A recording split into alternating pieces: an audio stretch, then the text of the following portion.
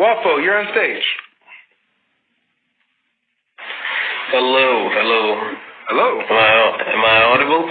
Yep, we can hear you. Okay. I have a few questions about the Bible. Can I ask you? Yep, I'll try my best. Oh, okay. Are you a Christian? Yeah, I'm a Christian, but there are some passages that are Muslims attacked with, which I'm seeking answers for. Mm-hmm. So yeah, that's why. Okay. Okay. Just give me a second. Yeah, that is the verse of mass genocide. Why God commanded a mass genocide. And what verse are they talking about? Okay, in 1 Samuel 15:3. Yeah, God commanded Saul to destroy the Amalekites. Yeah. Yeah. So, there's two things. One, when you look in context of the Amalekites and the history with Israel, God promised to destroy the Amalekites because when the Israelites escaped Egypt in the book of Exodus, the Amalekites then attacked Israel for no reason, tried to plunder them and spoil them. And so God said that he will have vengeance on them and wipe them from the earth. Okay. So we see that God is enacting his judgment on the Amalekites and pronouncing his decree over them to be destroyed. Now, here's point number two. Point number two is that when you look at these phrases like, man, woman, child, donkey, cow, herd, destroy it all, right? This is hyperbole for... No, I get it. I get that argument a lot, but the thing is, this argument shatters when you see why Samuel was angry on Saul, because he didn't kill all the animals, he didn't kill the king, or I guess that was so. So if you're saying it was a hyperbole or it was just a metaphor of saying that thing, why Samuel was angry when people were not slain? I was talking in that about particular manner. Yeah, I was talking about in general when you read the Bible and you see these verses, because you'll see similar things where he says like, do this to the Canaanites and do this to the Amorites and all this, the Kenizzite, I forgot how to say their name, but he uses a similar language in regards to these other nations, but yet you still see these nations are alive after they fight and after these commands are given, and they're not punished for not completely wiping them out off the face of the earth. So what you see is that you'll see this language used to express total destruction and total defeat of a nation. Total defeat of a nation. Okay? And then like so in 1 Samuel, so what verses were you talking about where there's anger here? Yeah, I didn't have that in front of me, but I know the story. Samuel get angry and he just leaves Saul. Alright, so let's see here. There were I regret making Saul king and Saul said, they have brought them from the Amalekites. For the people spared the best of the sheep and of the oxen to sacrifice to the Lord your God, and the rest we have devoted to destruction. Then Samuel said to Saul, stop. I will tell you what the Lord said to me this night. And he said to him, speak. And Samuel said, though you are little in your own eyes, are you not the head of the tribes of Israel? The Lord anointed you king over Israel. And the Lord sent you on a mission and said, go devote to destruction the sinners, the Amalekites, and fight against them until they are consumed.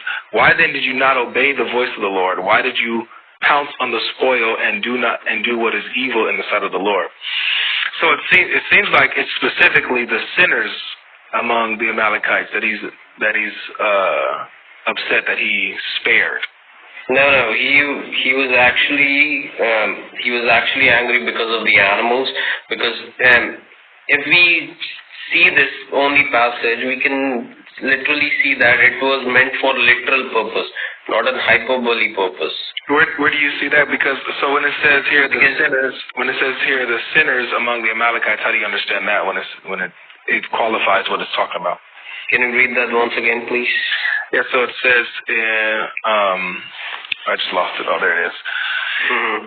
And the Lord sent you on a mission and said, go, let me actually put it on the screen so we all see it. Right here. Go, devote to destruction the sinners, the Amalekites, and fight against them until they are consumed. Right, so he qualifies who he's talking about among the Amalekites, right? So all the Amalekites are the sinners? Not all of them. Devote to the destruction of the sinners, the Amalekites, which is actually meaning the Amalekites are the sinners, and fight against them until they are consumed. So yeah, that is... This seems to be qualifying the Amalekites.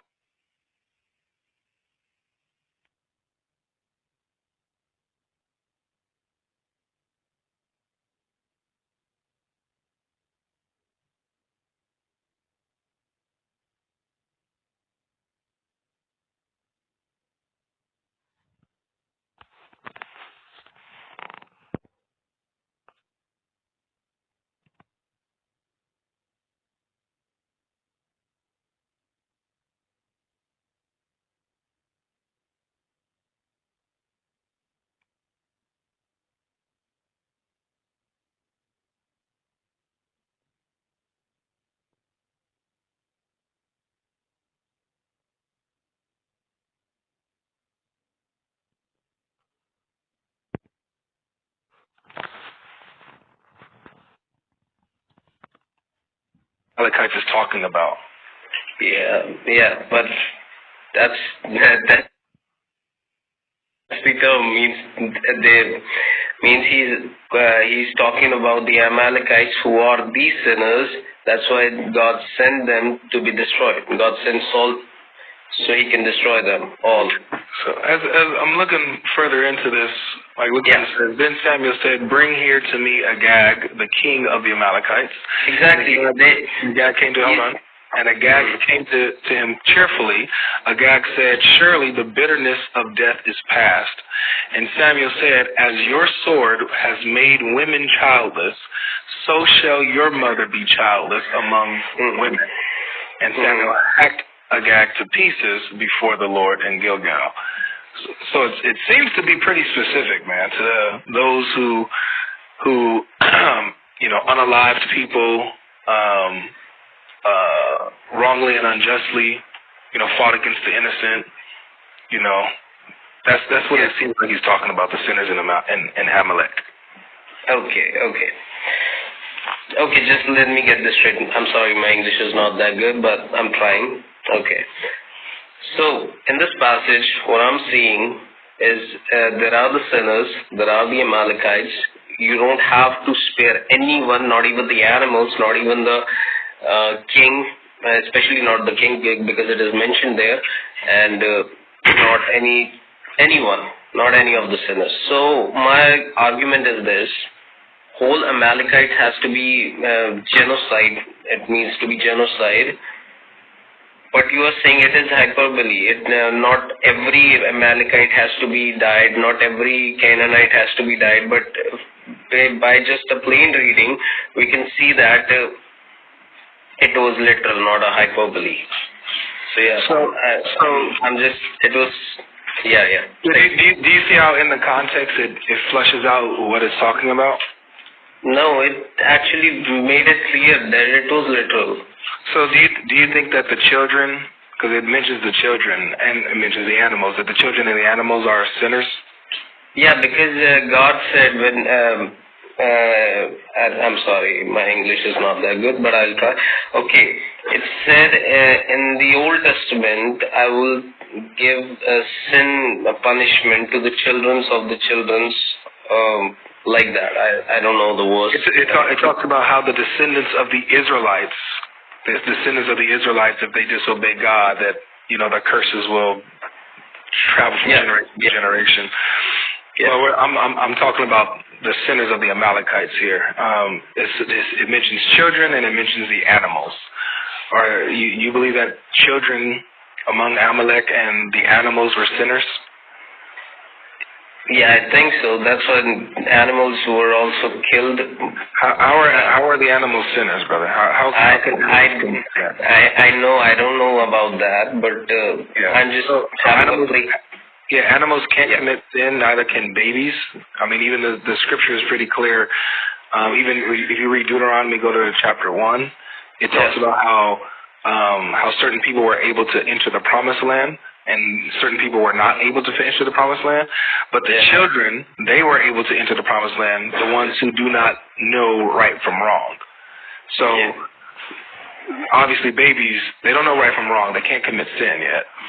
So, when it says fight the sinners, the Amalekites, it's talking about the sinners among the Amalekites, right? That makes sense? Yeah, a little bit. I'm just trying to fathom what you're saying. Can you just help me to understand that how it is a hyperbole? Means I am trying to understand, but it is actually I cannot. Hyperbole is when I say, for example, like I watch. What's your favorite sport? Football. Football. Okay, like you mean football, American football or soccer? Soccer. Okay. Let's say you say Brazil completely annihilated and decimated China's football team. Does that mean that they were killed? No. It just means that they were defeated, right? They probably won convincingly, right? It was probably 4 goals to 1 or something. So it doesn't mean that's hyperbole for defeat. For you defeated this. My team defeated your team. They had the same type of language and usage back in ancient times when, in times of war, when nations would battle each other or kingdoms would battle each other. You know, we've wiped the Germans off the face of the earth. Oh, you did not literally. There's still Germans around, but they beat them. You know, they won. That's what they mean. Okay. I get that. I know the meaning of hyperbole, but I just don't know how the hyperbole is fitting into this context. So again, I'm struggling. The rest of the context helps you out. When you read the rest of the context and you see that God qualifies what he means by the Amalekites, he means the sinners among them, the sinners, the Amalekites. Obviously, babies are not sinners. Animals cannot commit sin. Right? So this is talking about adult human beings who commit sin, and then he goes on to say to the king, because you have made, women childless, you also will be made childless. You see what he's directing it at. So people who was unaliving and pillaging, unjustly. That's what God is talking about contextually.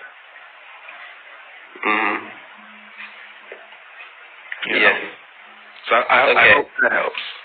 Yeah, thank you. And can I get more, or I should leave for others to? Let's just do that one, because we spent some time on that. I got a lot of people to get to, so fine. Yeah, but I'll do another one. You can come up again and just remember, write down these arguments. Try to look them up as well, because a lot of these have already been answered. And there's videos and articles on this stuff. So I get that. Just a little bit confusion. I get that with the story of Shamwell. So I just try to refute that with you. Yeah. Okay, good. And here's a way to turn the tables as well. And you can look these things up in the Quran.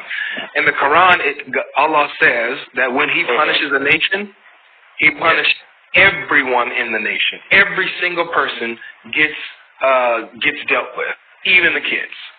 Everyone, it says. He says that multiple times. And then you can also bring up the flood, how Allah flooded the earth, or depending on what Muslims are talking about, they might think it's a local flood, so flooded that nation. That would include the babies too that were in that nation. That Allah flooded babies, and the animals. So is a Muslim going to be consistent and say, okay, let's say if we granted that all this is literal, God's judgment on a nation, therefore he's wrong for unaliving everybody, just wiping them all out literally. Well, then that would backfire against Islam because Allah does that, if that's your standard. Okay. Yeah, sure. All right. Yeah, Thank you so much for your time. Thank you so much for your time, Mel. Thank you.